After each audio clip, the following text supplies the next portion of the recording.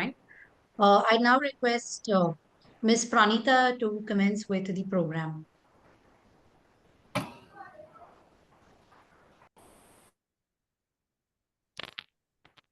function of education is to teach one to think intensively and to think critically. Intelligence plus character, that is the goal of true education. Martin Luther King Jr. Respected Dr. C. Basavaraju Sir, Vice Chancellor KSLU, Mr. Kirtan Kumar, CEO of Soundarya Education Trust, Dr. Rajeshri K, Principal Soundarya College of Law, Mr. Vishwas Puttaswamy, Vice Principal Soundarya College of Law, and Dr. Kalpesh Kumar L. Gupta, Founder Law Teachers India, and all of my fellow faculty leaders, good afternoon to one and all present here. I, Pranita Pai, Assistant Professor from Soundarya College of Law, would like to welcome all of you to this one-week online Executive Development Program on Leadership and Administration in Higher Education Institutions. This initiative is proudly organized by Soundarya College of Law, Bengaluru, in collaboration with Law Teachers India. Over the next few days, we will explore key aspects of leadership and administration guided by renowned experts. The sessions will focus on best practices, innovative strategies, and transformative approaches to higher education management. This is not only an opportunity to enhance your skills, but also to connect with a network of peers who share a common goal, excellence in education. I want to express my heartfelt gratitude to the management of Soundarya College of Law and Dr. Kalpesh Kumar L. Gupta from Law Teachers India for their vision in conceptualizing this program. Their collaboration symbolizes a commitment to fostering leadership that inspires change and progress in higher education sector. Soundarya College of Law is affiliated to KSLU and is one of the premier institutions in Bengaluru from 2017. Soundarya College of Law stands as a beacon of excellence in legal education, blending academic rigor with a strong commitment to holistic development. The institution's unwavering dedication to nurturing future leaders of the legal profession is evident in its state-of-the-art infrastructure and faculties renowned for their expertise and mentorship. The institution's collaboration with esteemed organizations like Law Teachers India further highlight its forward-thinking vision. By hosting initiatives such as executive development programs and legal symposium, Soundarya College of Law fosters a culture of lifelong learning and thought leadership. These endeavors highlight its commitment to staying at the forefront of legal education while creating opportunities for students, faculty, and professionals to engage with cutting-edge developments in the field. And now, as we embark on this enriching journey, let us redefine leadership and administration in higher education and contribute meaningfully to the academic community. Now, I would like to call Dr. Rajeshri K, Principal, Soundarya College of Law, to welcome this gathering. Thank you so much, Pranita. Respected Honorable Vice Chancellor, Professor Dr. C. Basavaraju, Karnataka State Law University, Hubli. Respected Shri Kirtan Kumar M, Chief Executive Officer, Soundarya Education Trust. Shri Kalpesh Kumar Gupta, Founder, Law Teachers India. Vice Principal, Shri Vishwas Puttaswamy. Principals and heads of various colleges and departments, faculty members, and dear students, I extend a very warm welcome to the inauguration of this 7-day Executive Development Program on Leadership in Higher Education Institutions, jointly organized by Soundarya College of Law, Bangalore, and Law Teachers India. As we are set to embark on this journey, I reflect upon the words of John C. Maxwell, the world's most influential expert on leadership. I quote, "A leader is one who knows the way and shows the way. Leaders inspire generations, they drive and nurture organizations. Great leaders understand the importance of innovation and adaptation. They are visionaries who envision a brighter future and who work tirelessly to turn those dreams into reality. By fostering a culture of creativity and continuous improvement, they propel their team towards achieving greatness. Leadership revolves around guiding and inspiring others to achieve this shared goal. Effective leaders lead by example, offering a clear vision and supporting their team members along the way.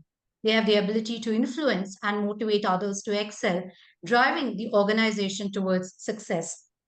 Through this program, we intend to uncover the essence of myriad roles of leadership while focusing on the tasks, processes, vision, and ultimately inspire the educators to lead the path. Our expert resource persons who are leaders will offer invaluable insights and practical strategies to enhance leadership and administrative capabilities in the higher education institutions. We are indeed very happy that our Honorable Vice Chancellor, Professor Dr. C. Basavaraju, Karnataka State Law University, has readily consented to inaugurate this program and aptly set the context and rhythm to the entire program. I extend a very warm welcome to you, sir. I also extend my warm welcome to Shri Kirtan Kumar M, Chief Executive Officer, Soundarya Education Trust, whose support helped us in curating this program. Above all, I would like to welcome I would also like to extend a heartfelt welcome to all the principals, heads of various institutions, faculty members who are the future leaders for shaping the academic landscape in the coming years. I would also like to thank Kalpesh Kumar Gupta and also welcome him for this program, without whose support we wouldn't have been able to come this far. Thank you all for your presence and participation, and I hope you all have an impactful session in the coming days. Thank you.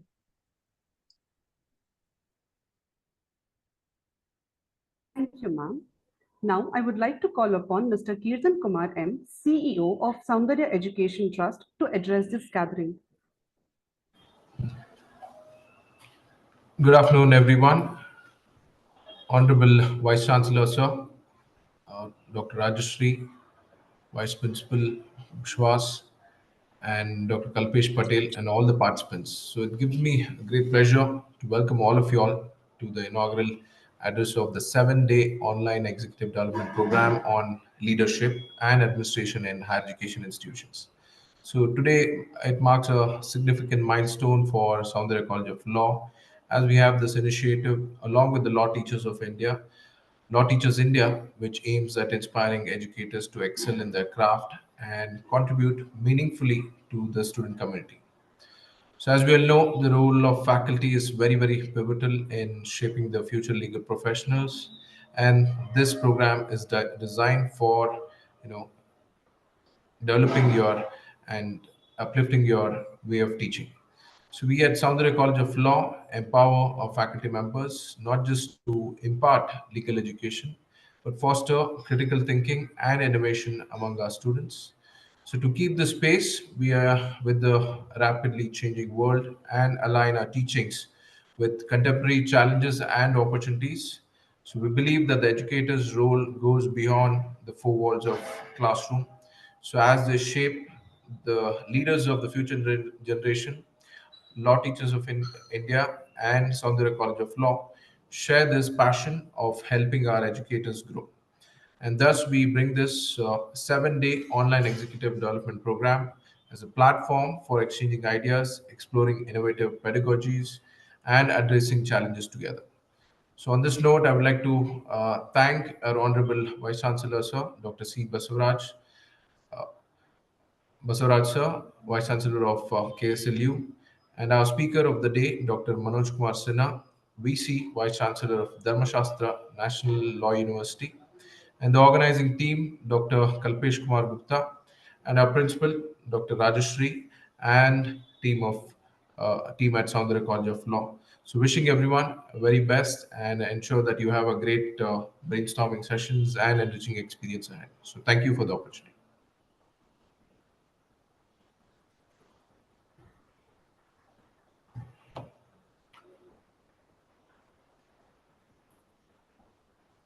Pranita.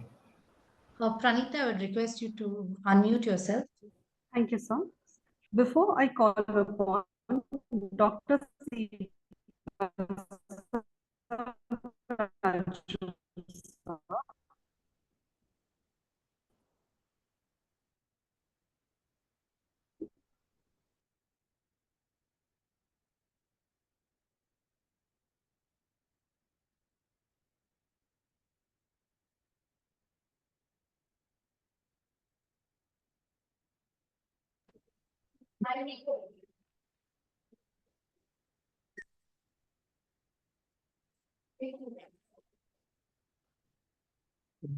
I think VC sir is not there right now, Pranita.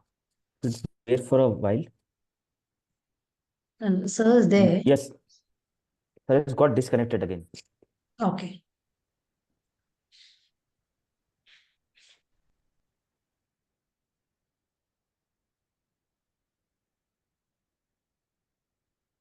Could call and coordinate. Yeah.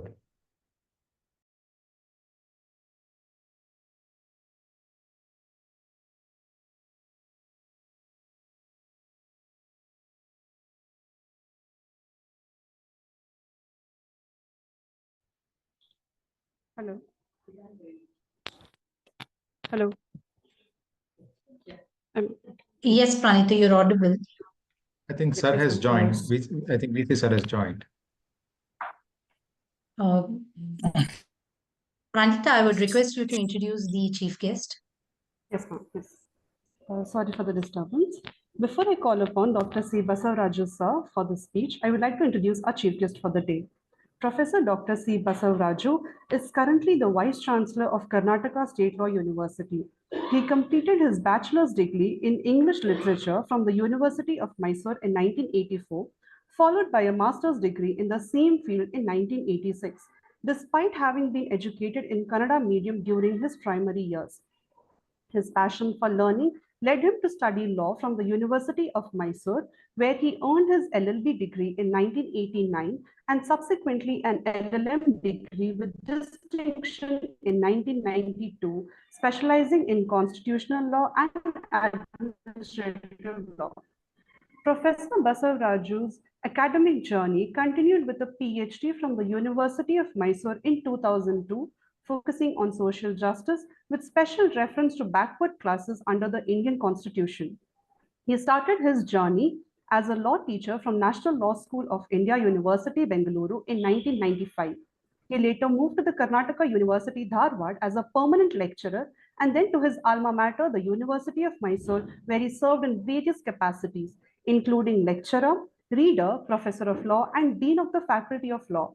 Professor C. Basavaraju has participated and presented more than 110 research articles in both national and international symposium and conferences in places like UK, Poland, China, Bhutan, and Dubai. He has received the following awards: Best Citizen of India Award 2010, Yashasvi Sadhaka Award 2011, Rajiv Gandhi Sadbhavna Award 2015, and the RTI Awareness Award in 2015. He has also worked as chairman and member of many statutory bodies like Board of Studies, Board of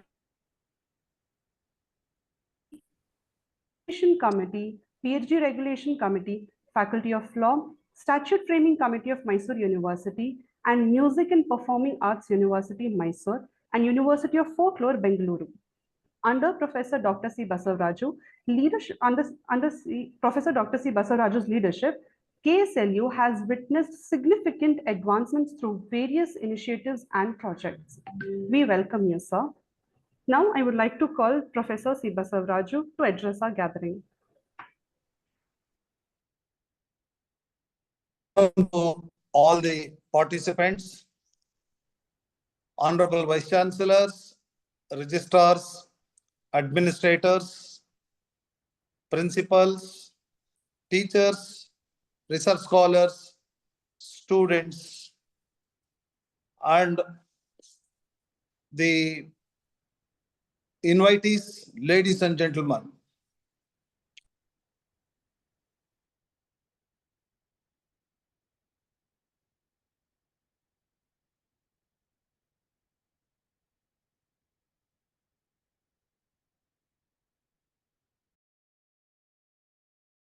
To inaugurate the 7-day online executive development program in leadership and administration in higher education institutions.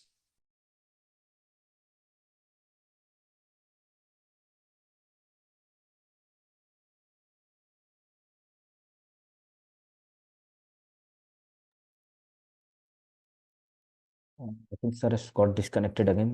Sorry for the inconvenience.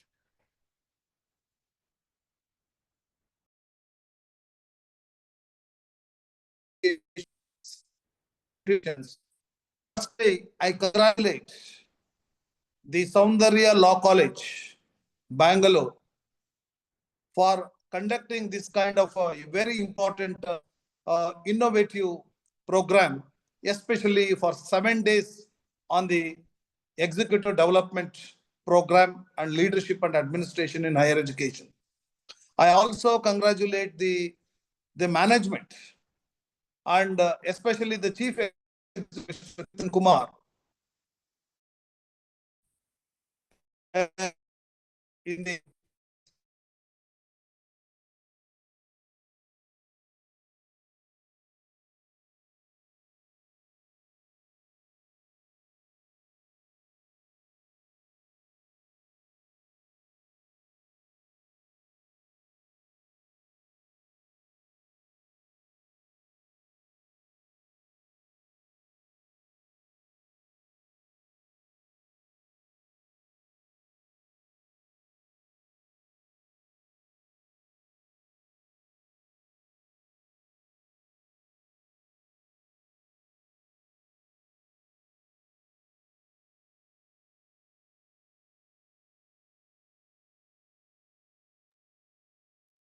Kindly bear with us for a few minutes. There are some network issues. Sir will be able to join us once the network is stable.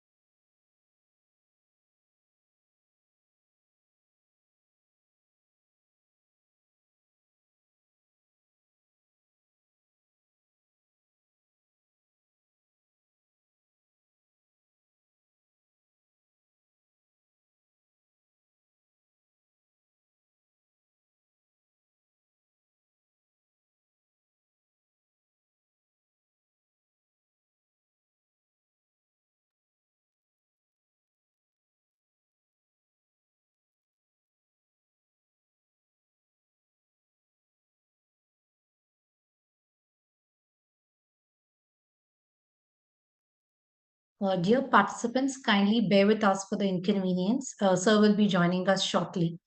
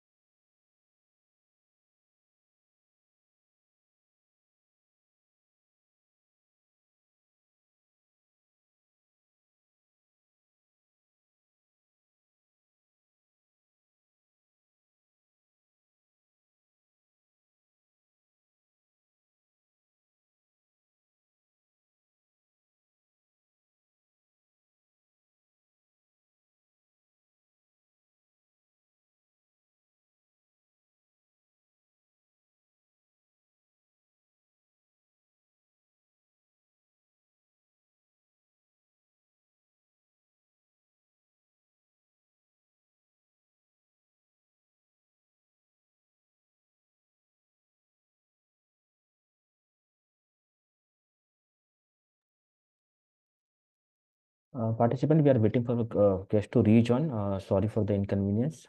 There is some technical issue from sir's side.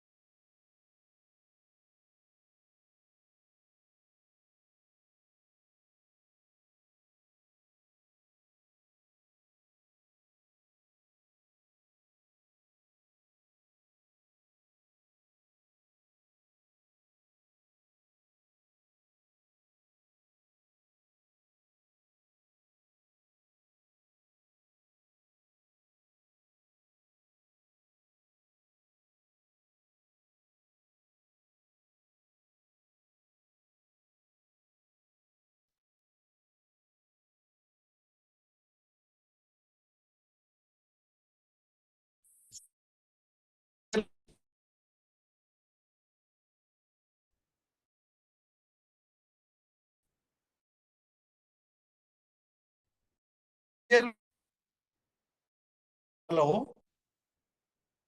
Sir, you're audible. Sir, you're audible. Sir, you're audible now. Oh, fine.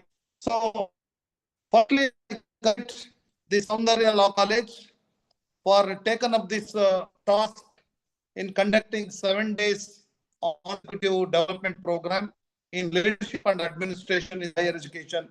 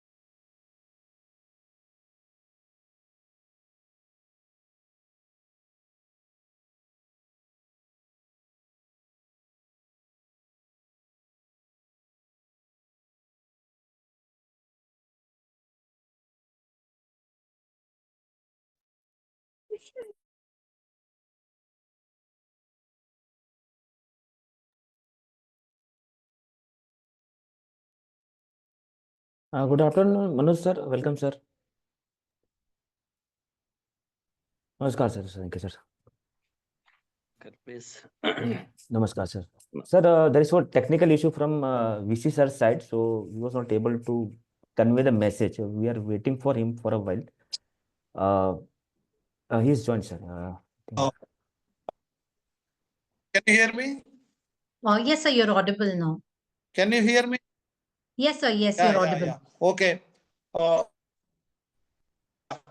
uh, so I have to congratulate the college as well as the institute which has taken us of conducting this program for all the academicians and also the teachers, vice chancellors, and all the invitees.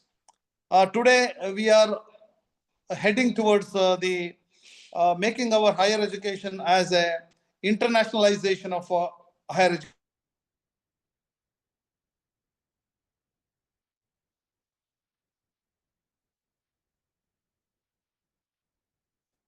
Colleges, universities, in fact, they are the institutions which are providing higher education to the society.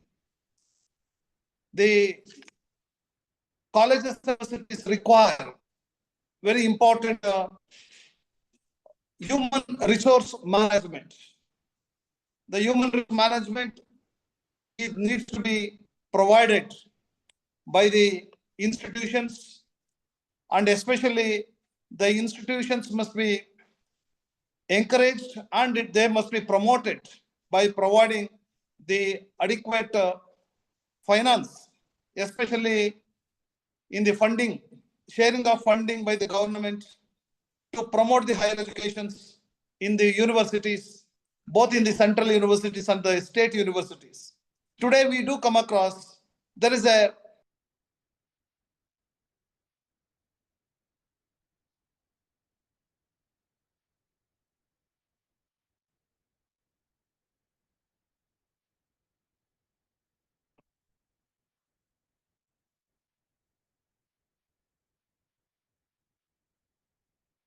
come across the disparity in providing the funding to the central government, central universities and the state universities, and also the colleges coming under the purview of the state governments. The funding allocation is more towards the central universities and very less towards the state universities. And that will also, in fact, sometimes it will hamper the quality of legal education. And whatever the academic programs needs to be undertaken by various higher education institutions, also it's depending upon the fund they receive from the government. Likewise, the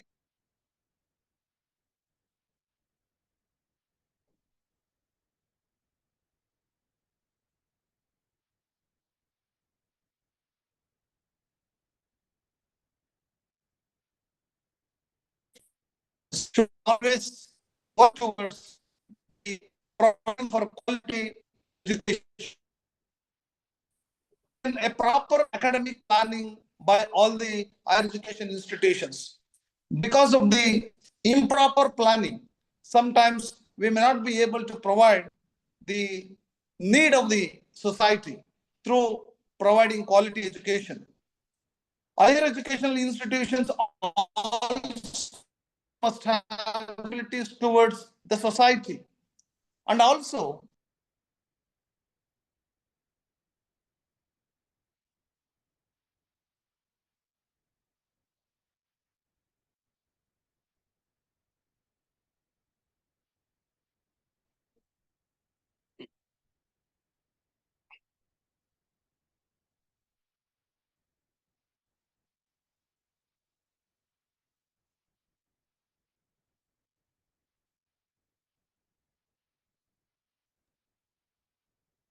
Some network issue seems.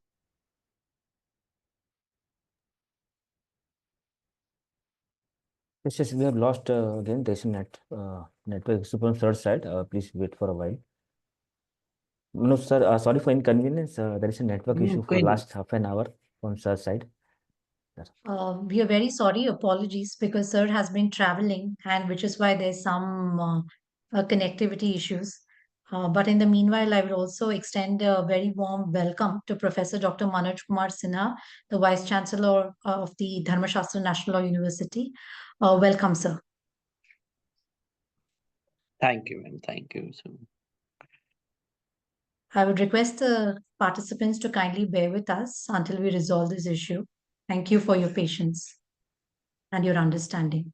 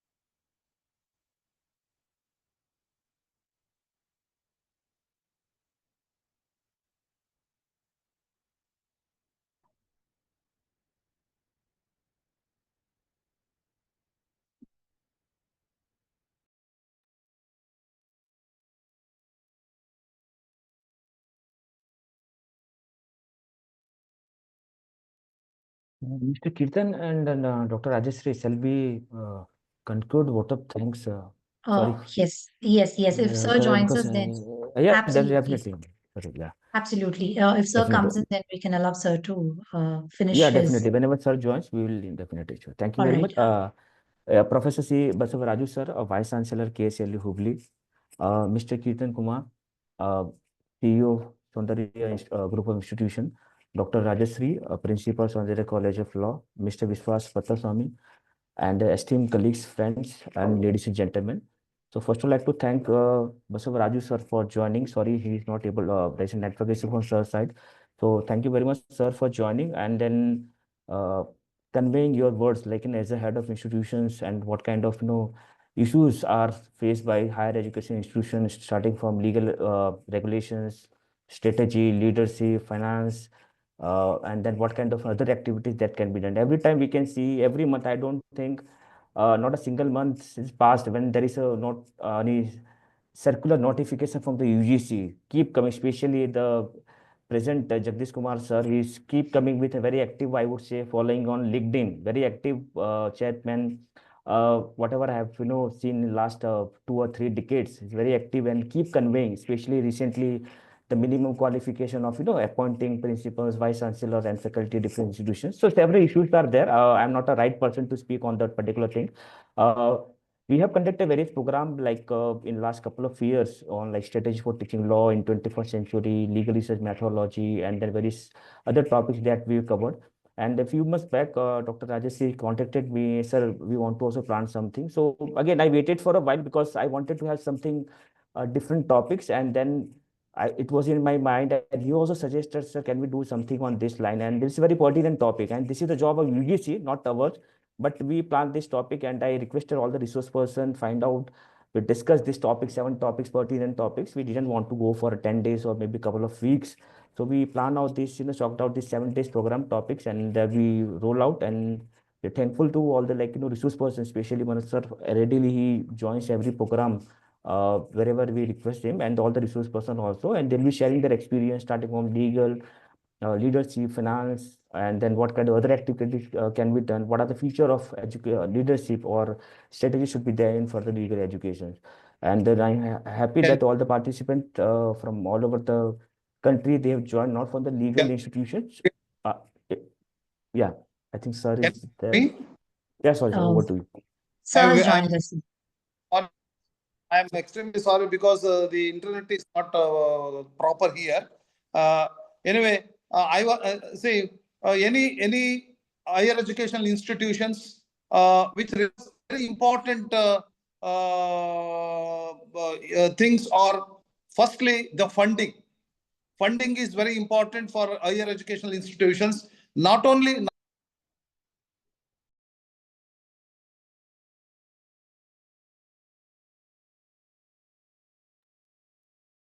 Well, there's a network issue again.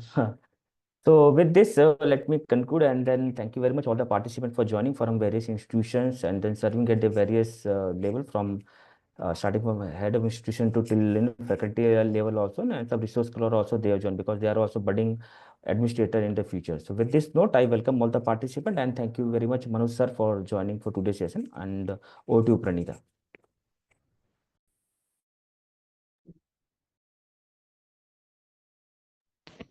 Yes, sir. Before I call Dr. Manoj Kumar Sinha, I would like to introduce our speaker for the day.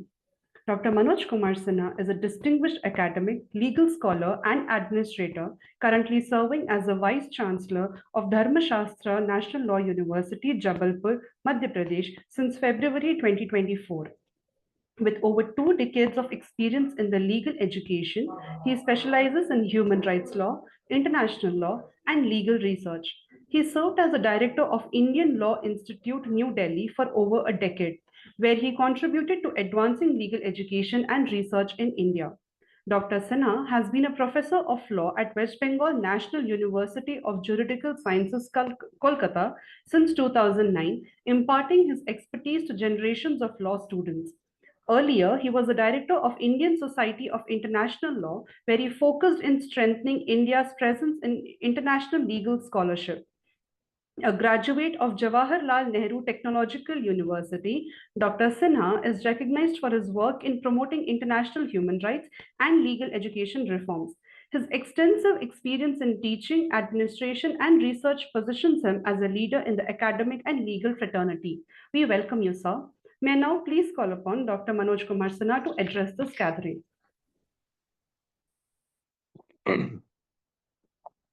Thank you very much. Let me start with Honorable Vice Chancellor of KSLU University, Dr. Kalpesh Gupta, Dr. Rajsri, and all students and colleagues.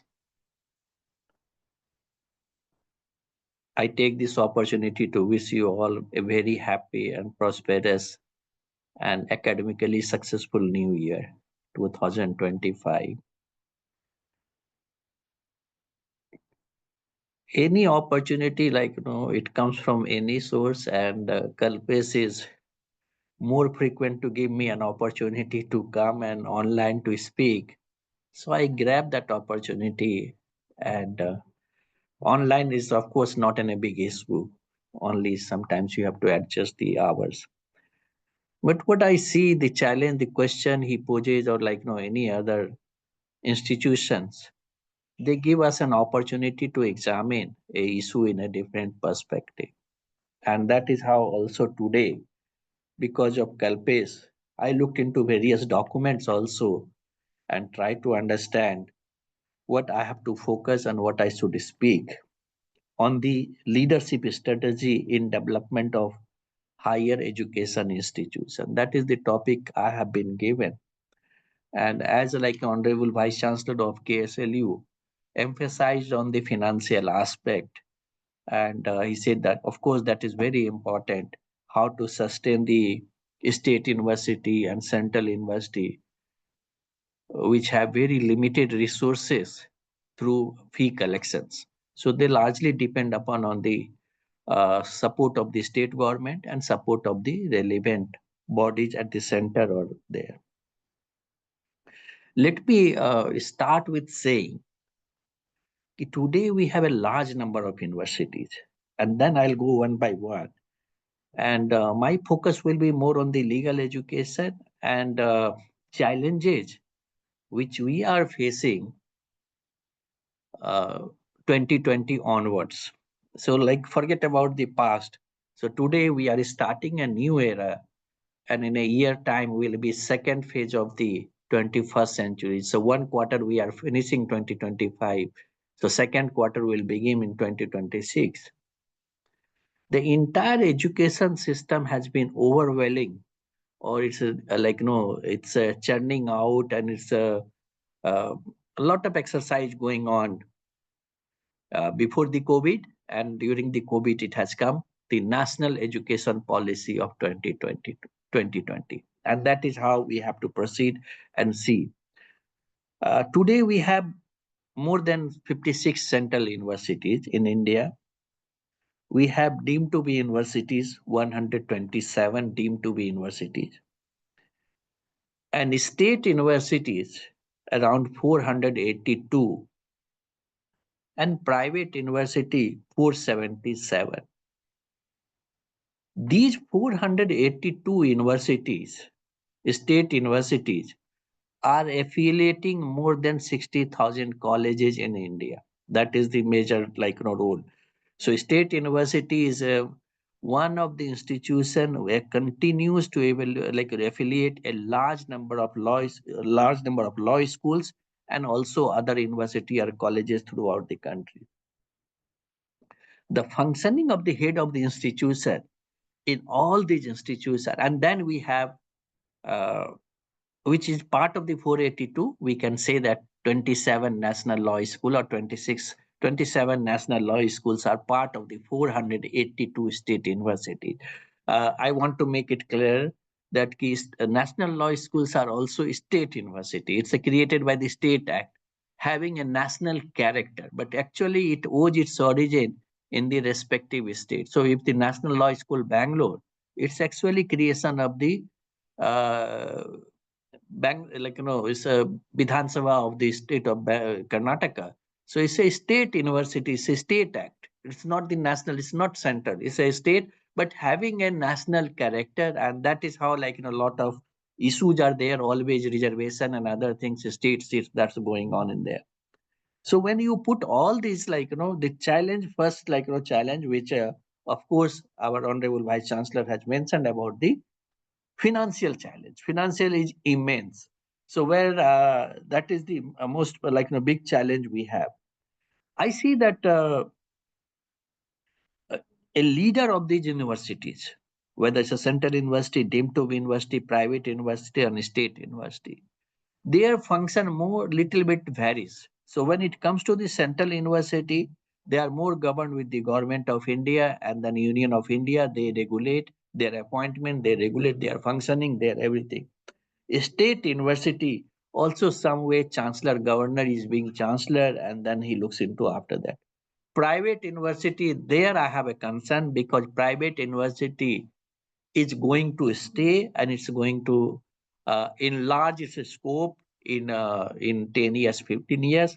We'll have maximum private university very soon, and they will dominate when it comes to the legal education, engineering, medical, or any field. They will dominate because state assistance to the central university and state university are gradually declining day by day, and private players are they have a fund, they have money, they have a strategy is there.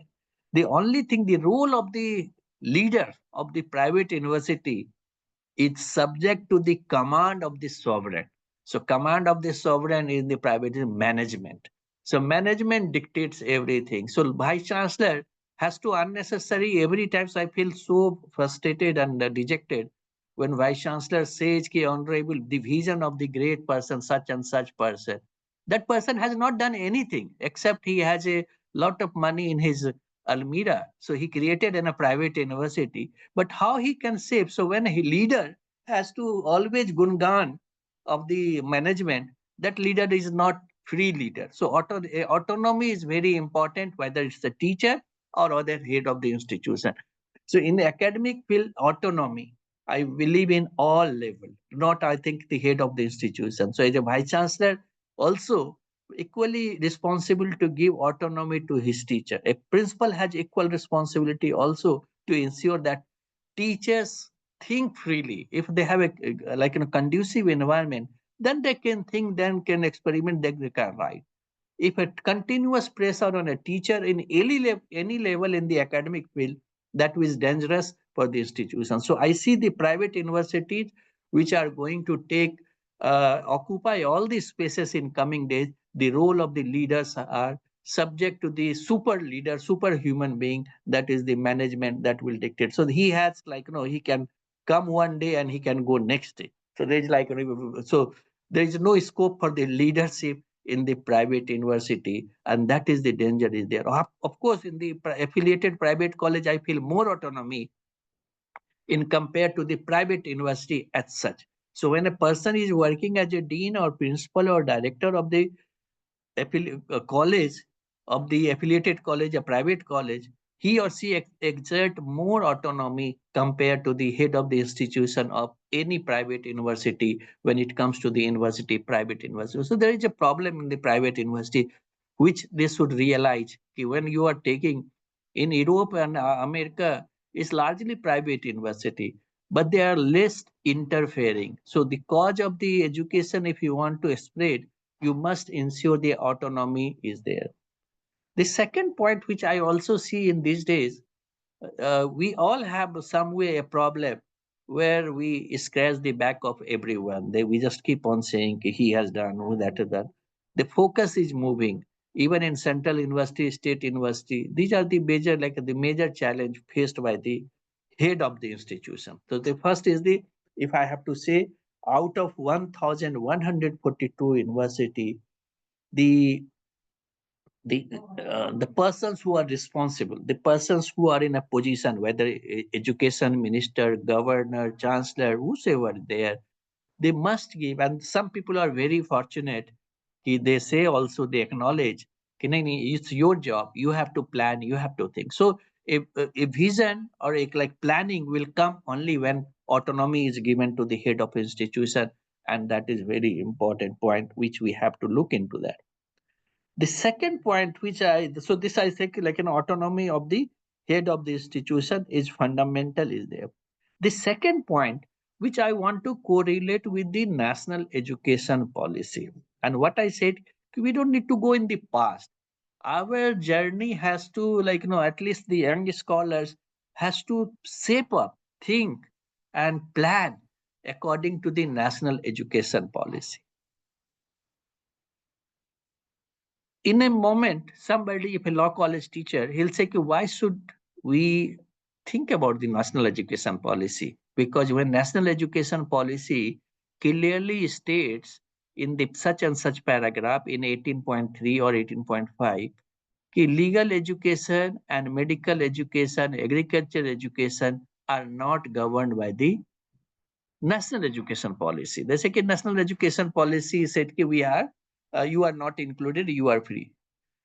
But a law school or even a national law school, without acquiring the stature of the university, they can't offer a degree. A degree is offered by the university.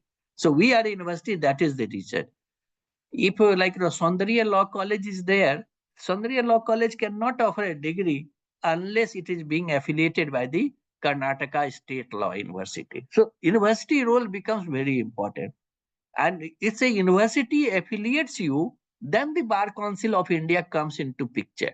It's a hierarchy. No college can be started by simply approaching to the Bar Council of India. Bar Council of is a precondition whether your college has been affiliated by the university. So university is like, the first stage for starting is there. So some way there is an interlinking. Just simply saying we are law school, we are not bound by the national education policy, that is not the correct way. That will correct it, because the role of the university remains fundamental even in the legal education, because it's the first stage. Only university can offer degree. Only university, you don't have autonomy. Your university, KSLU, has drafted a syllabus for BA LLB, LLB, BCom LLB, and third, your college has to follow the simple syllabus.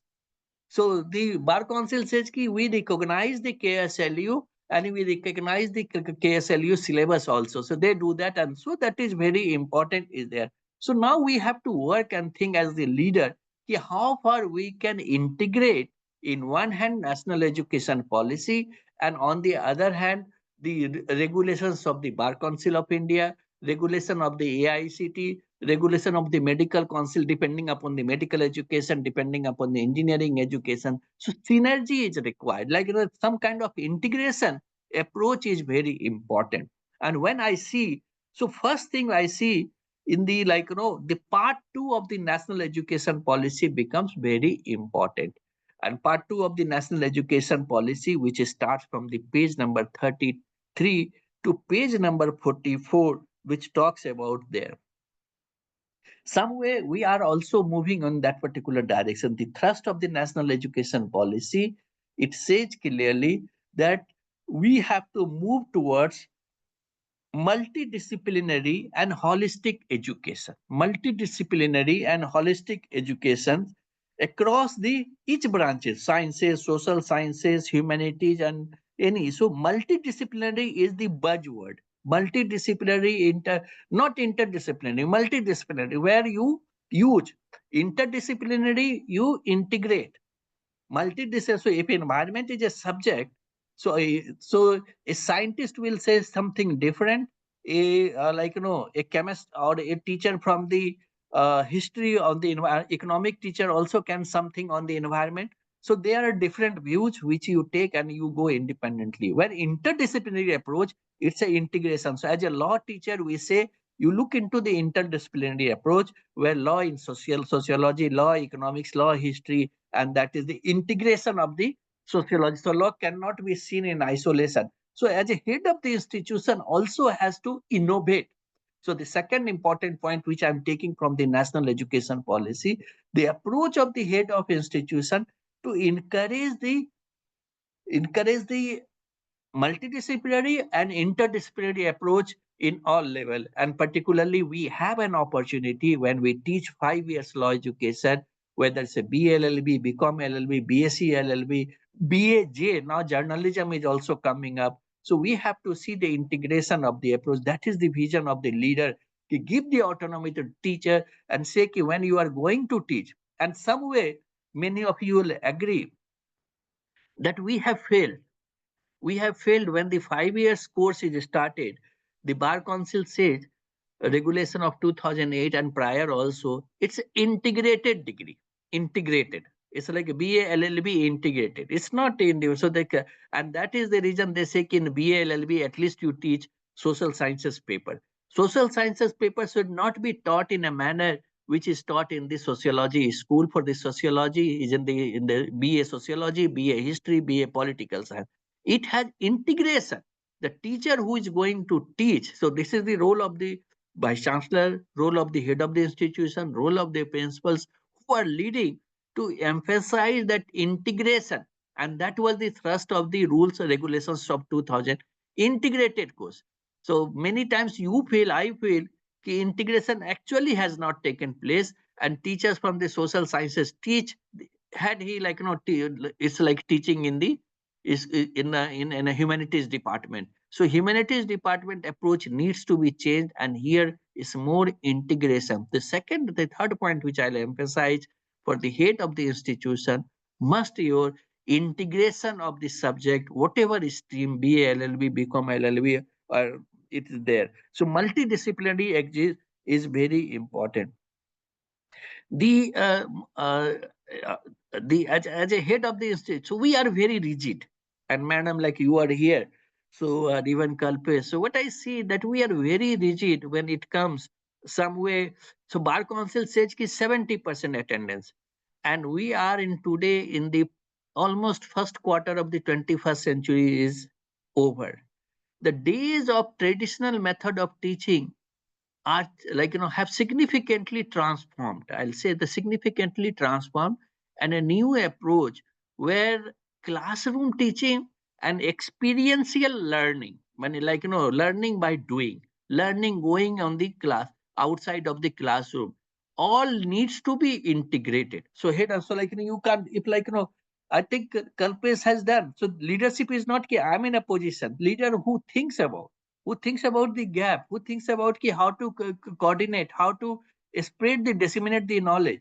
So person, whether he is in a position or not in a position, can equally play very important role, and we must appreciate, congratulate like Kalpesh, taking all the job looking into, but he chose a field where pro bono activities on his own. So he might have faced a lot of discouragement from family and then friends, and then other peer. Of course, the people have said, you have a stable job, why you are doing this, this, But leadership means leader takes a lead. He thinks about, this is important. And over the years, things start changing, whether it's a political leader. So in a school, a student who reflects in the college as a quality of the leader, he become political leaders. It's not all of a sudden he realized, I have politicians and I have to go.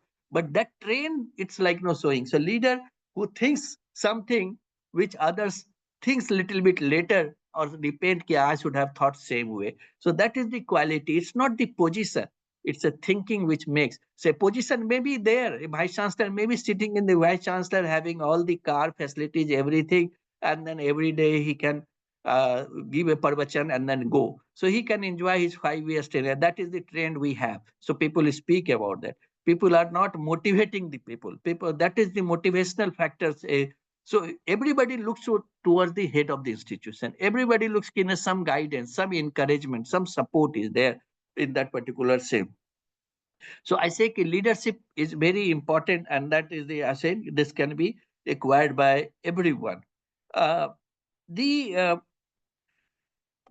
The challenges, there are a lot of things I have to say. So like what we have in the national education policy. National education policy also mentioned clear ki all over the years, all existing. So like we are stand-alone. So like in a Saundarya Law College, we are also as a law college, stand-alone college, only focusing in the law. National Law University like Rabar is a stand-alone university. But when you look into the national, I'm saying like how it's become important to think about the national education policy when you move ahead with your regular teaching in there. So national education policy says clearly the all stand-alone universities will wiped out. They have to be changed. They become multidisciplinary university. So that is the goal has been set under the national education policy. And it says that over the periods by 2040, in 20 years time, all higher education will evolve into three important. They say all higher education, so including law schools and others, evolve either as a research intensive universities, one. So you become research intensive universities like Indian Law Institute, which is research intensive university. So only focus India Indian Science Congress, like this Bangalore, they are the many research university that become. So first will be research intensive university. Second is saying teaching universities, like we are teaching and research both we are doing. So teaching universities will be there. And the third, so largely we are teaching university, all 1001 more or less is a teaching university where research and teaching both are there. So there is a scope for the research intensive university like medical field, science field, research intensive. There's a teaching and research university, which is largely all the universities are teaching and research. And the third, you may not require in 5 years' time to be remain in the part of the Karnataka State Law University, because the national education policy gives you power or makes it necessary that all colleges has to become autonomous degree granting colleges, and it says that by 2040 all the colleges have to become autonomous degree colleges, degree granting colleges. So all colleges will gradually we'll see that how it unfolds in the years to come. Autonomous degree granting colleges, that is the vision that everyone is there. So there will be a tussle between the affiliating university because they get lot of money from you, so they will not try to loosen their hold, and they will create some kind of. But national education policy says clearly that autonomous degree granting colleges is there. And it says also all types of institution will have option to run, you can also start this. So that is very also important, because we are in an era where the technology based teaching is equally important. And given a chance, I feel more I can think more clearly, more confident, more vocal when I come on the online. I feel personally this is the a platform where I can share my ideas, with a very concrete manner because I don't feel any disturbance. But when you go in the like seminar conferences, you people spend a lot of money in there, but that become more a ceremonial. So you may be like they have spent 50,000 rupees on you. You hardly get 2 minutes to speak, and some people are like ceremonial. Somebody is there, so you lost your interest is gone. You don't feel like participate. But when you are online, so online platform is a great platform. It is a great platform which I personally feel its need to the its continuation is required, and we are connecting. I could have not known Dr. Rajsri and our colleague and somebody there because like time, distance, traveling, everything.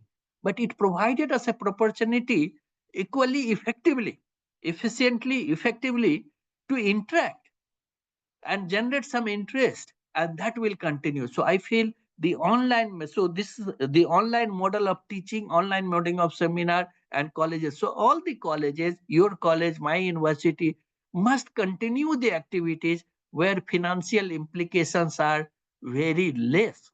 Like if you, of course, if you want to pay the resource person, you pay. There's no problem. You don't want to pay, that is also fine. But I think the investment is very less and outcome is very higher. So interaction hamara काफी बढ़ता है. We can meet more frequently, and that is the like what Kalpe. Don't worry about the number, because number in the auditorium is pushed number. It's like a university lot of struggle. They say कि तुमको कल चलना है, attendance देंगे, ये करेंगे. They are not genuine.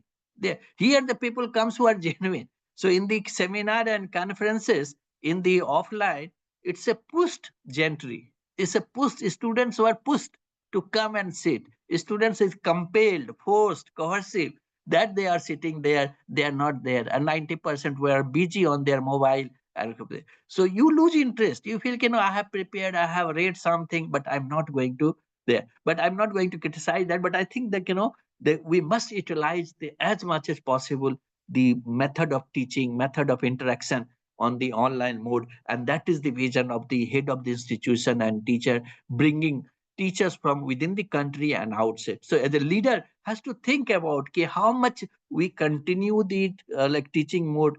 I'll come to the classroom little bit later, but interaction, exposure to the students, exposure to faculty can be enhanced or can be multifold increased if we use the technology, which is very effective manner in there. It also says you all are open for studying the open distance learning courses. So, like as the Honorable Vice Chancellor has mentioned about the resources, so open distance learning courses can be also introduced. But of course, before you start, you must take the permission of the Distance Body Education (DBE) of the UGC. There are a lot of private university I saw, they have taken the permission and introduced BA History, Sociology, number of courses. So it's like your college is facing some problem or other college, they can think about this like introducing open distance learning courses, of course with the proper approval from the University Grants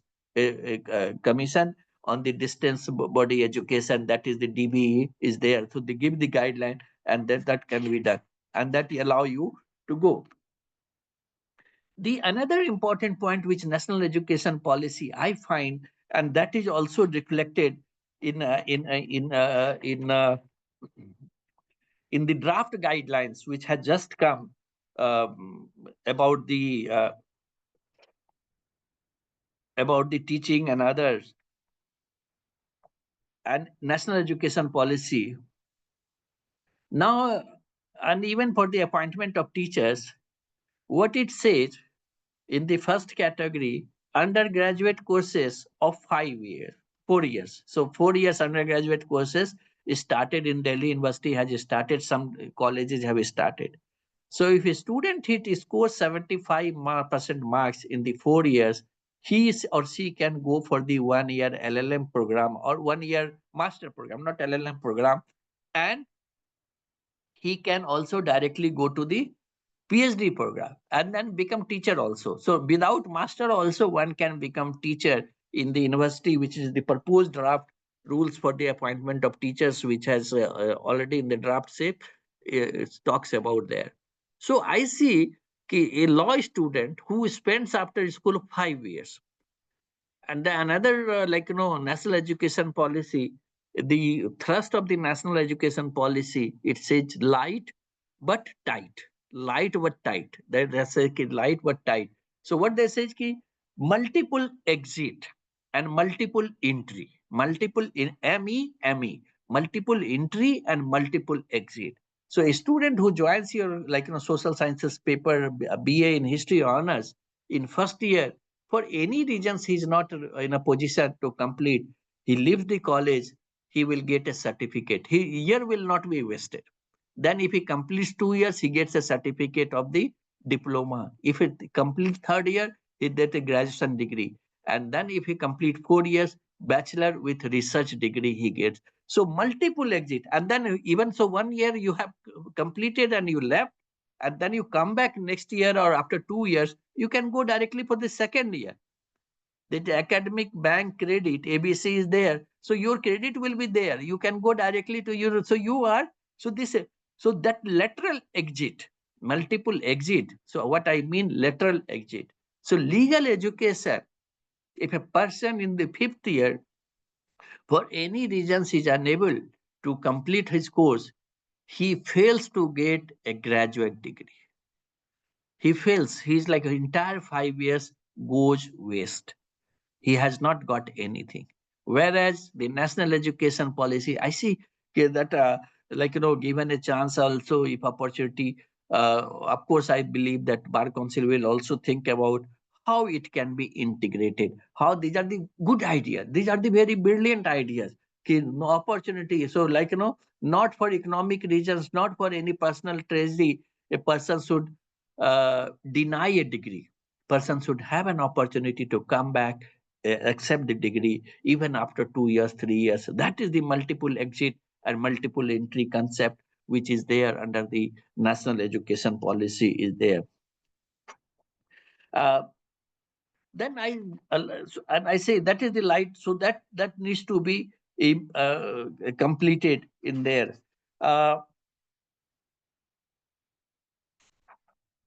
If I take you to the, as I said in the beginning, so when you look into the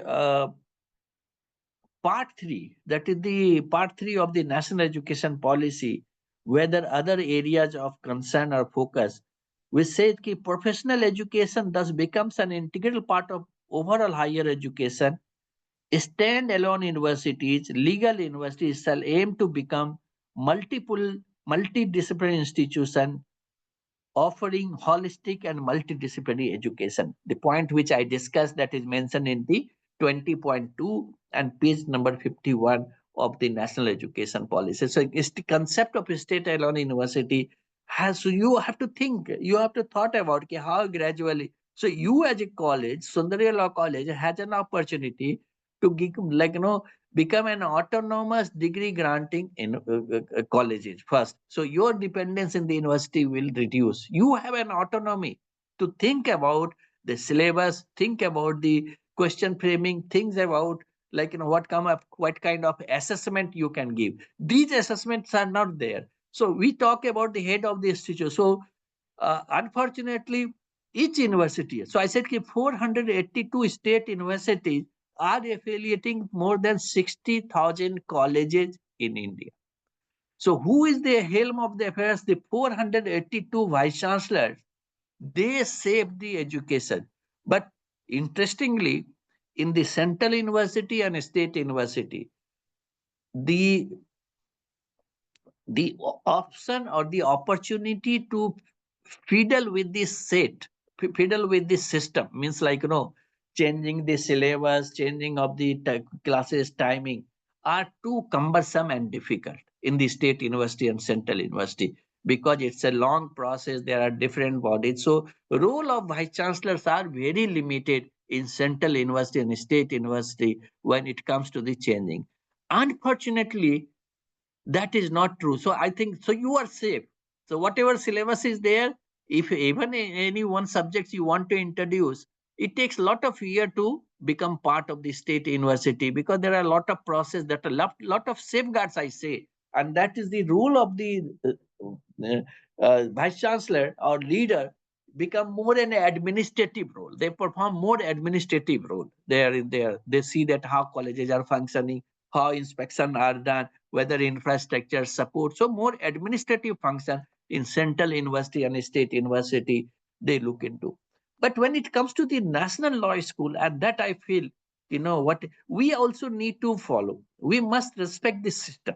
So if a national law school, Bangalore, if it's created by Professor Madhav Menon, and I am the vice chancellor, I should not fiddle something because the act allows me to experiment, and I'm experimenting for things which already firmly established. Unless it's required, you can change.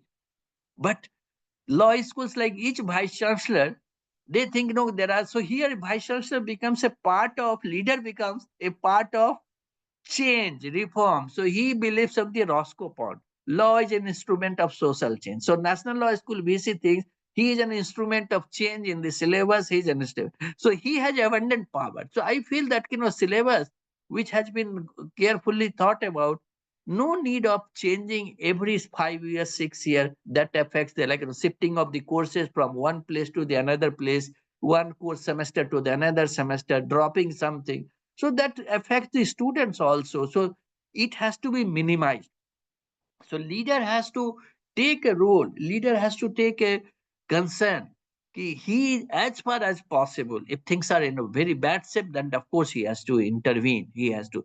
So leaders should intervene. Why political leaders are not changing everything? They believe. So the transition of the 10 years of the 10 years of the Congress UPA rule from 2004 to 2014, and then 2014 to 2024 and onwards, the major policy remains same. Investment is there, opening of economy will remain same. What we started in 1991, government came, government gone, ideological form of the government also set up, but policy remains same, more or less. They did not change. Now global, we must stop the 1991 policy liberalization. We close our economy. That has not changed. So each government, they said, so to respect to a system is very, leader has a role to play where something is not moving proud. So I see on part of the vice chancellor. So I said by system, the scope of the fiddling with, scope of the frequently changing the established thing are very limited when it comes to the central university and state. So leader there is different from the leader from the private university. So private university, 477 private universities. So as I said, they are not leader. They have nothing. They are just on the mercy of their master. And every seminar and conferences, they have to mention ki great person has said something. So somewhere the head of the management must, they are doing great job, but they can do better if they withdraw themselves and say, I have appointed a person, he function accordingly. If something wrong, I can interact with him. But day-to-day affair in private university, then education will be, that affects largely the teachers. That affects the teachers. Teachers are keep on moving from one place to the another. And of course, the vice chancellor also moves from there. So somewhere the private university, they are also not keen to retain a large number of people for the longer period. They also want them to move. So always they can run only on the basis of assistant professor. But to grow an institution, it needs a pyramid structure. So head of the institution, I said a pyramid structure, what I mean. If you have to think about to run an institute, one professor, 2 associate professor, and 4 assistant professor. So if one professor, then 2 associate professor you keep. If you have 2 associate professor, then you have 4 assistant professor. If you have 2 professor, 3 professor, you double accordingly, 1:4 ratio, and then you develop institute. Because ultimately, this is the temple where students come, whether it's the private university or government university, they come there to fulfill their aspirations, they fulfill their dreams, they are looking for that particular thing. So we must work towards on that particular. So Vice Chancellor, private university, I also say pyramid college has to also build a pyramid where one professor, at least 2 associate professor and other should be there.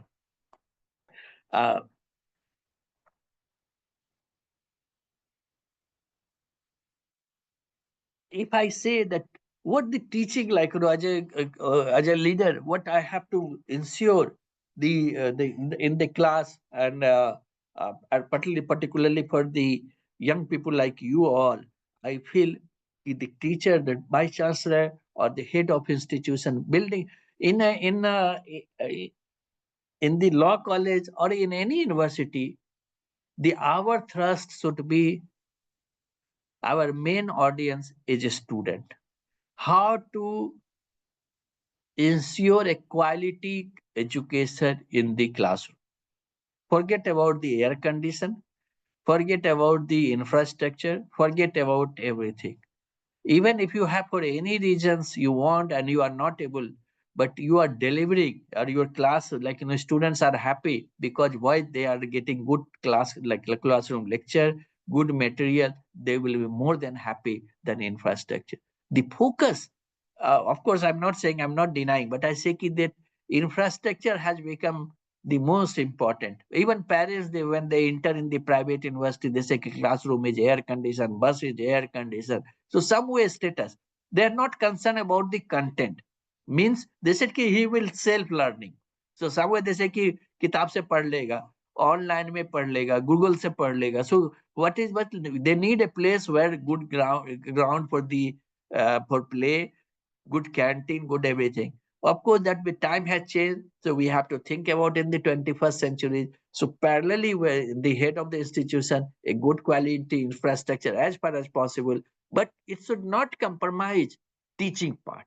Teaching component is equally important, where focus should be there.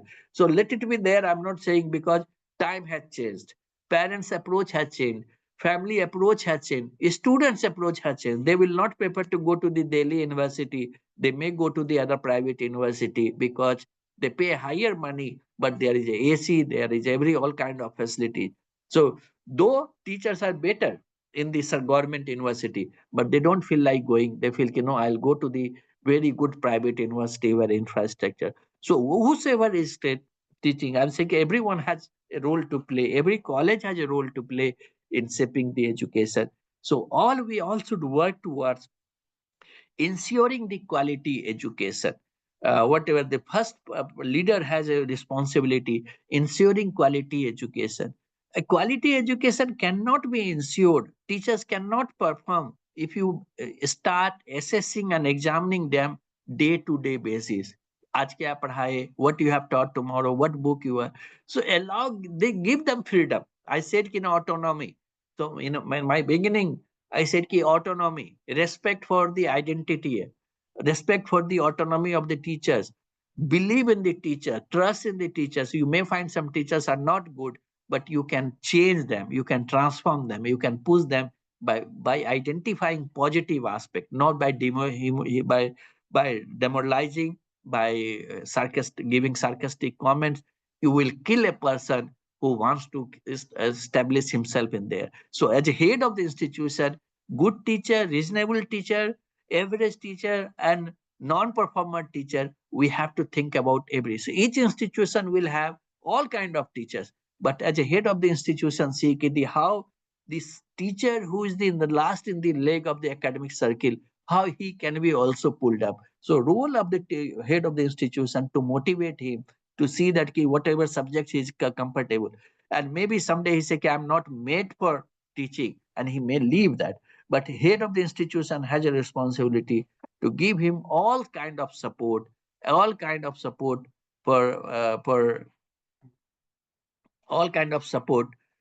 for teaching, for teaching. So that is an important aspect a head of the institution has there. So I say autonomy becomes very important. Class content teaching is very important. And while teaching, go in teaching, one has to look into the suggest you take note of the latest development in the field. So we are a law teacher. So what are the recent judgments have come by the Supreme Court or High Court? Even High Court. So like, I feel sometimes High Court decisions are equally important and based on a well thought and well written judgments. A High Court judgment can also throw a lot of lights regarding the ratio, regarding the arbiter, regarding the application of the law. Generally, we tend to focus only on the Supreme Court decision. I believe that High Court decisions are equally good, and there are a lot of materials which there. So a teacher has to teach latest development, interdisciplinary approaches. Like as I said, the second is, so first, latest development in the field he has there. The second, multidisciplinary or interdisciplinary approach. Multidisciplinary approach or interdisciplinary approach is there. Content-based teaching. That content-based teaching is equally important. How to go about, what content should be there. And you see that. And when you go inside the class, which I always say, we have to look into the last student in the class. The weakest, it's a bottom-up approach. How I can live, how I can pull up the students in an effective manner.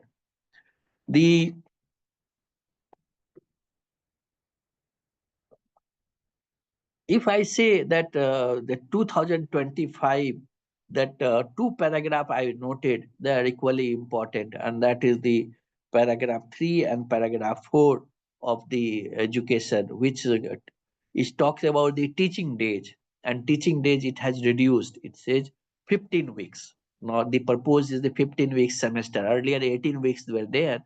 Now 15 weeks, they are saying 15 weeks.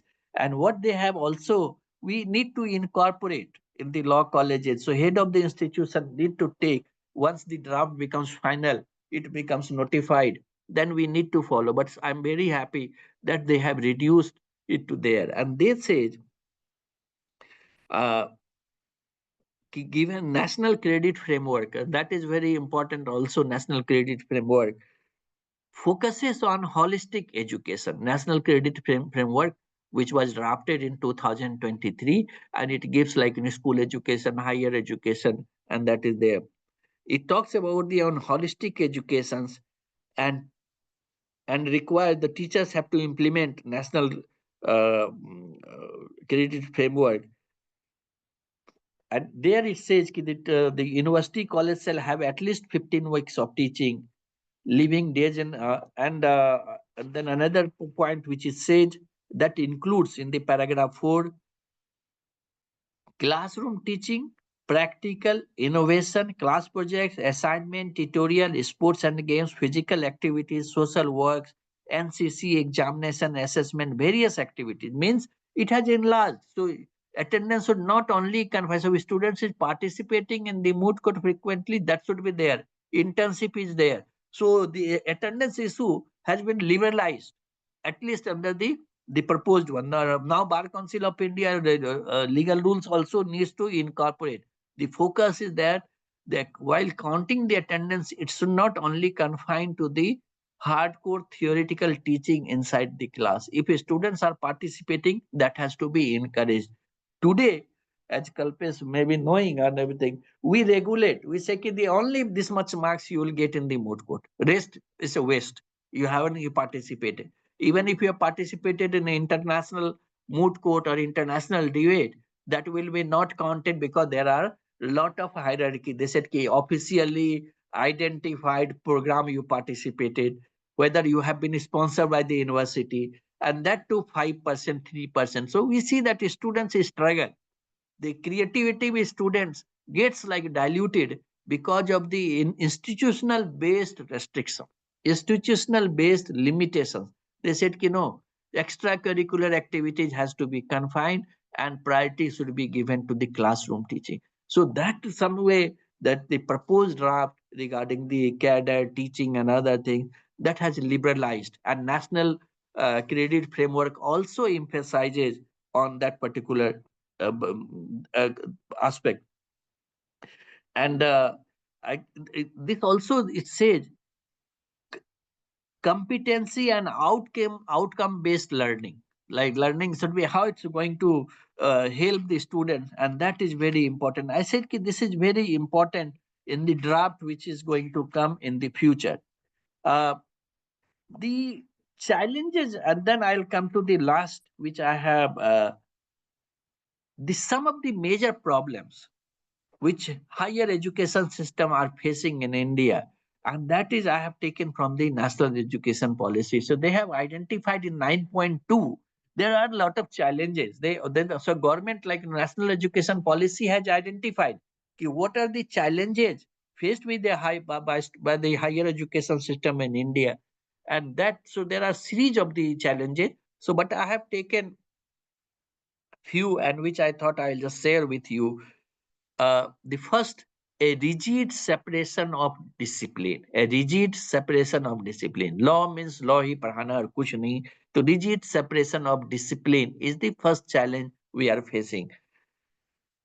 Second, it says, and this is the national education policy, it's not mine. So they say rigid separation of discipline. Second, an ineffective regulatory system. So the question has been raised about the efficiency of the regulatory body. So government documents recognize and say an ineffective regulatory system. The third says large number of affiliating universities, that has also mushrooming of the colleges that is there. And the fourth, which is very common in my discussion, limited teacher. You have teachers are very limited in the whether it's a private, whether it's a national law school or any limited teacher. Faculties are less in ratio of the students. And most important, missing institutional autonomy.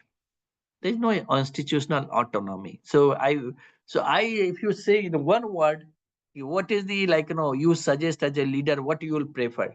I say autonomy. Autonomy to the students, autonomy to this Constitution, Article 19. I will be happy to hear the criticism. I'll be happy to hear the good word also. So I'm fine with that. I think if people, somebody says something bad, that is also I take positively and say there is a scope for improvement. So that gives me always in the alert mode, So that autonomy, that freedom, where people, students can exercise, teacher can innovate, teacher can think, not to regulate, at least in the educational institution. It's not a police department, it's not a military, where there is regimented discipline that needs to be discouraged. So autonomy is very important. So in one word, if the leadership, infrastructure, financial, that head of the institution will do, but he or she has to ensure, he must respect. And I hope by coming this, so we have done our reading, or we have maybe another 10 years, 15 years, but in a different shape we'll go. But I feel that younger people like you must inculcate these values. The idea is coming here to inculcate and sensitize you how much autonomy is important in teacher's life. You may find that sometimes you are not happy, but there are ways to handle the things, and that is the how you do. That is the very important. How you try to understand your staff. How you can't be boss today. You can't. You have to become a friend. You are the leader of a family. A leader of family has to take all differences in a very positive manner. If you become a big boss, then you you can never function effectively. When you try to, your accessibility is important, availability is important. Thinking about positively of the institution, leader has to think. Leader should not think about the older day. The modern leader or successful leader, how we consider the entire, he should not become the recent 70 hours per week or 90 hours per week competition which is going on the social media. I don't want to name. I feel, and I take with confidence, and I always believe, we all work because we have a family, because to support somebody. So we have a passion and you have this duty. So when we are 8 hours is good. No need of going so 70 hours, 40 hours. So a teacher should be for anybody. So balancing both family life and professional life, both balancing is equally important. You can't finish your life only in a university. You have something where you have born as a human being, a duty towards your family and duty towards the university. Both have to be balanced in a very smooth way. Where there, institution has to become sensitive. If a woman employee is there and she is in advanced stage of pregnancy, we should not struggle and say, no, teen mane. Institutions should not have inherent bias. We will not admit a woman because women will after 2 years, 3 years, either they will get married and they will sick, they ask for the leave. The empowerment will never come if you have all these biases in your mind. You said, no, we have to help women candidate to leave, and if they want to come back, we'll accept. So these are the things, are a lot of things are there where leader can play very important. How he thinks, how he shapes is there. Let's conclude by saying that the University Grants Commission, Kalpesh, like in 1949, when Radhakrishnan committee, he said that the Vice Chancellor is not required to be appointed. Vice Chancellor should be in an honorary position, a person who has eminent person in the society, who supervise. There is no need. But over the years, gradually, it has become, many committees have suggested Vice Chancellor should an honorary position where person comes and see off and on and the thing. Means a guardian kind of thing, a person. That was the vision in the after the independence. But today it become a professor where it gives you power. Power, it's like, power is a responsibility. You have to discharge your responsibility very carefully. So let's quickly, it says the leader, and there is a guideline in the year 2019. UGC has laid down certain important functions of the. So UGC has published a document for the governance in higher education handbook for vice chancellor, published in 2019, laid down certain important functions, and it says first, implementation of national education policy. So I can't say, I am law school, so I'm not going to. I have an implementation of national education policy and program is one. Second, institutional change in tune with the national reform package. Institutional change. So whatever the national policy, accordingly we have the quality and innovation enhancement and their sustainability. In discussion, it figured quality and innovation enhancement and their sustainability. Fourth, productive engagement with communities. Communities के साथ भी हम कैसे करते हैं? Scholars from other universities, national and international, so we can interact with there. Nurturing of research. Research भी बहुत important. Nurturing of research and innovation. And the last point in this part, adoption of international best practices of good governance. What are the best practices of good governance there? And it also says the Vice Chancellor has to evolve. The Vice Chancellor has to evolve as the leader of a symphony. The Vice Chancellor has to evolve as the leader of a symphony of orchestra, of our symphony of an orchestra with the attributes of. अब यहाँ पर जो attributes आप जो चाहते हैं क्या होना चाहिए? Developing teams and teamwork building. जो पहला कि developing teams and teamwork building, partnership and collaborations, delicately interwoven collegiality, friendship, and intellectual engagement. Collegiality, friendship, and intellectual engagement. Devising a strategy and action plans with defined milestones and deliverables. Third, ensuring primary accountabilities of self and the ever mentioned governing body. So like governing body होगा तो उसके लिए accountability लेनी है. Steering an institutional monitoring and evaluation mechanism as university performs built on principles of transparency. And Chanakya in his Niti Shastra said, Yatha Raja Tatha Praja, Yatha Raja Tatha Praja. The sense of morality must begin from the door of the leader who preaches it. So with this, I come to the end, and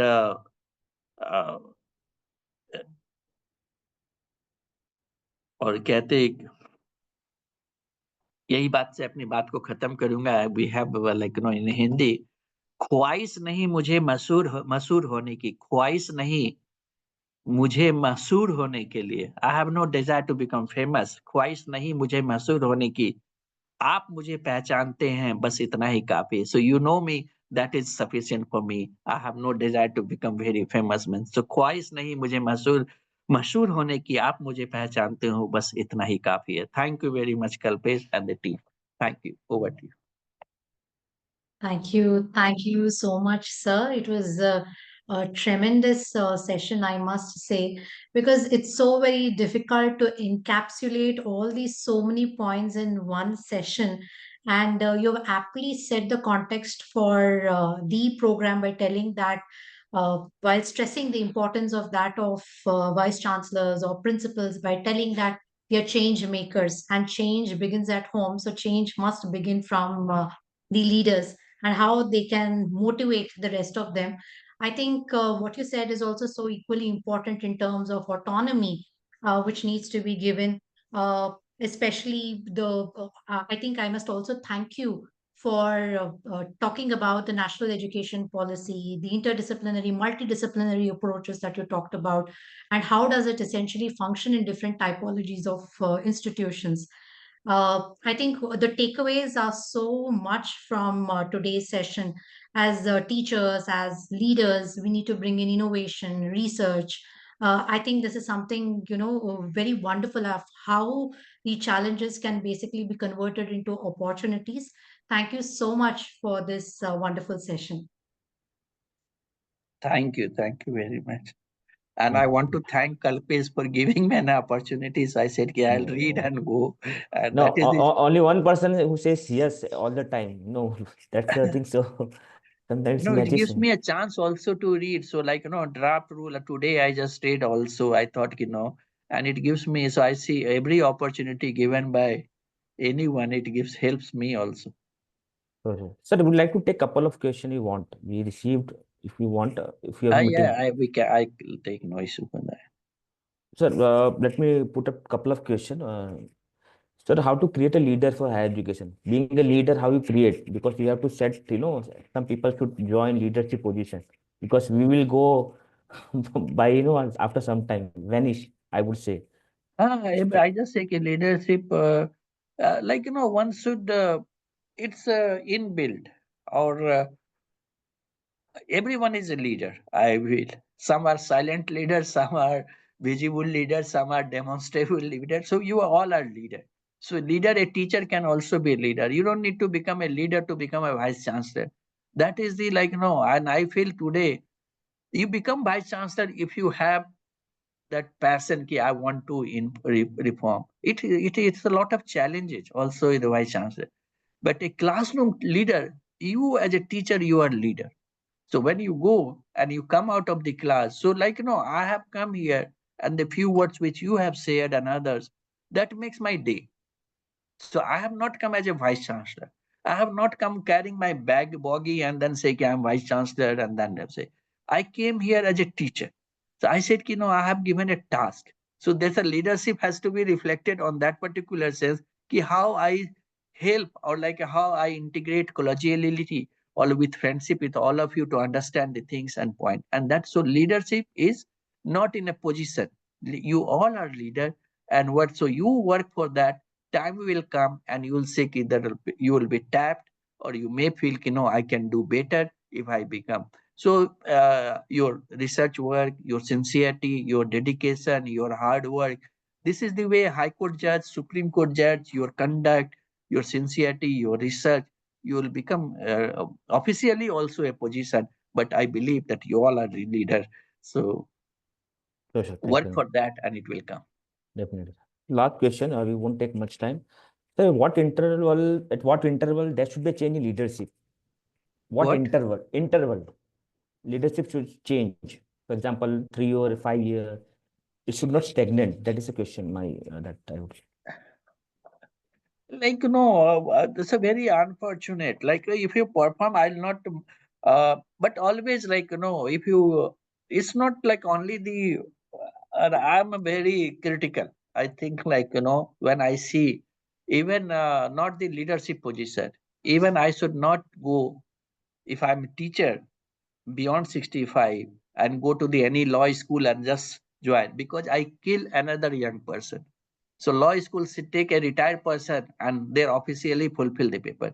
But in the process, this retired person were occupying a position are denying. So in entire, so it has to be end 65 as said, 70 for the vice chancellor, what UGC has said. Beyond one, you would change your role. You like invite, go and discuss, but don't take anything. And for the maximum, I believe 2 terms are fine. 1 term or 2 term, it depends upon like sometimes people they don't complete also. 1 term is okay, one can do. If necessary, 2 terms will be fine for the leader. Okay. Okay, I think you. there are a couple Sir, of more questions. go ahead. I know we are running out of time. If We continue, Professor, no problem. Go ahead. okay, I think Mr. Kalpesh, you can take over. There are a couple of questions. Maybe one question is, what is your opinion about UGC's new rules and regulations regarding appointment of vice chancellors in higher education institutions? No, Kalpesh started with phrasing the chair, like, sir, UGC. So I don't want, but I think like, we are uh, destroying some way that professor of practice, professor, this kind of development needs to be checked. A vice chancellor, so in I said ki the national credit framework entire is a draft. It's done by the bureaucrats. 2000, like starting with the chairman, additional secretary, that joint secretary, or 1 or 2 professors are there. So a document which has been prepared and now we are supposed to implement, some way very limited people were part. So main stakeholders teacher. So I say that vice chancellor and this kind of like professor of practice, it will become a favoritism, nepotism, and somewhere some kind of vice chancellor will appoint. That's already happening, and then and that will affect the young person. That will affect the young person. Okay, अभी 3 साल 5 साल के लिए professor चाहिए, you appoint professor of practice, you don't have any liabilities, and on 5 years, then again you appoint another professor. So without appointing a professor, you can run the institution by professor of practice or professor of practice without any financial liabilities except 1 lakh. So I think on the vice chancellor also, the past practice, the 2018 guideline was much better. The Supreme Court has given series of judgment on that. The introduction of the new any person or something industry. अरे industry है तो industry में करेंगे वो काम. Why you are bringing industry in the education? It's not education, is not industry. You may say that case industry. Education is a temple where people will study, people will teach. Why should industry you converting this educational institution? I think that I hope that when the final shape it may be dropped, that will be good. Only the teacher should become. Thank you, sir. I think we'll just take one last question if you're okay with this. I think there's this one question which is coming in where it says that UGC NET exam is not something wherein which actually gauges the capability of a teacher, especially in the field of law. And the argument is that a lot of them are unable to join colleges as full-time faculty because they are unable to clear NET examinations or SLET examinations. So what, in your opinion, especially the new guidelines which have come forth by UGC, what do you think? Should it be diluted or should it not be there? Is one of the questions.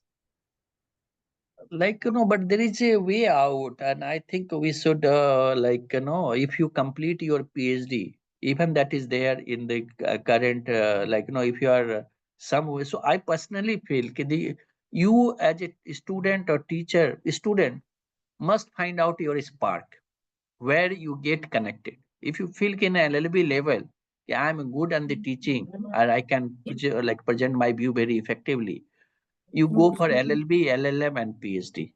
In the process, Because even if you have a NET, you join the university, then PhD becomes a big issue for a subsequent promotion or something. So I feel, the concern which our young friend has expressed. So in case for any reasons, I agree, it should not be very mandatory, but it has been made for many years, it's working.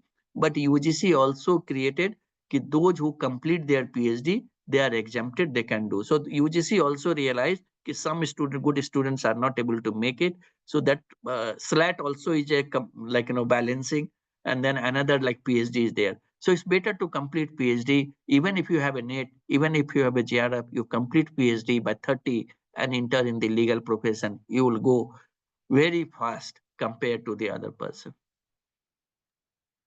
Thank you, sir. Thank you. I now request Ma'am, Pranita good to evening. deliver. Yes. Will I be permitted to ask a question directly, ma'am? If because Uh, 5 sorry, minutes is sorry, let's sure, go ahead. Okay, Please. ठीक है, Sir, okay, sir. thank you very much for your words of wisdom, sir. Whatever you say, question is, what about the certainty of the UGC guidelines, sir? Because each and every time they're changing, what about the sanctity? What is your say on that, sir? No, Especially I say the same recruitment thing, like features. I agree. It's like, UGC is also like National Law School. So each vice chancellor experiment in the law school. So UGC, each chairman experiment. So DP Singh has one chairman has something. So maybe the new chairperson will come. And so 3 years, 4 years, any 2006, 2010, 2014, 2018, if not 2025 appointment of teachers, regulations. So every 5 years, some change is happening. Something is there. So maximum, I believe, 5 years. So what about the sanctity, sir? Stakeholders Sanctity are you have to suffering. give, So weak sanctity we have to give. if it is Because beneficial means we may, but it is leads to no, you can't go like, so certain things I don't want to revolt against the system. But system has, but we have a way to agitate. We have a way to challenge also through the rule of law.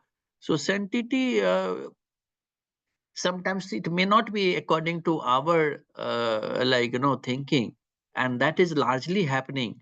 Non-engagement of the academicians. Very few academicians are going, and even if academicians are going, they are retired person. They are retired, they are tired, and they is like whatever comes to their mind they do. Without preparation, big people are going everywhere without preparation. sir, many of the changes are lacks reasonableness. So that is That is true, sir. about That is true. I totally agree. So Thank I you, say a committed person, UGC should, or any regulatory body must identify committed people. But there is a scope. Now, what I believe their draft is open. So their public opinion is there. And of course, if they take it seriously, the change which you are looking for, the change which I am looking for, there is a possibility may be incorporated. Some of suggestions what you have in your mind, some of suggestion what I have in mind, I'm sure it's going to the UGC some way by some people. And if UGC takes it seriously, then final draft will be good draft. So sanctity we have to respect. You go to the temple, you have a sanctity. You don't question like why this temple like Shiva is here and there. So that we have to believe because we are part and we believe in the rule of law. We have to respect the sanctity of the guidelines of the UGC also. Thank you, sir. Thank you, I sir. now request Pranita to deliver the vote of thanks. Once. Thank you, ma'am. Respected management of Soundarya College of Law, Dr. C. Basavaraju, Dr. Sinha, Principal Madam, Vice Principal Sir, Dr. Kalpesh Kumar Gupta, and honorable faculties, I would like to express my heartfelt gratitude to each and every one of you. I would also like to thank all the participants who took time from their busy schedule to join us for this online EDP today. We'll meet you tomorrow at the same time. Thank you. Thank you, everyone. So it was wonderful talking to all of you. Thank you. All the best, everyone. Thank you very much. Thank you. Thank you.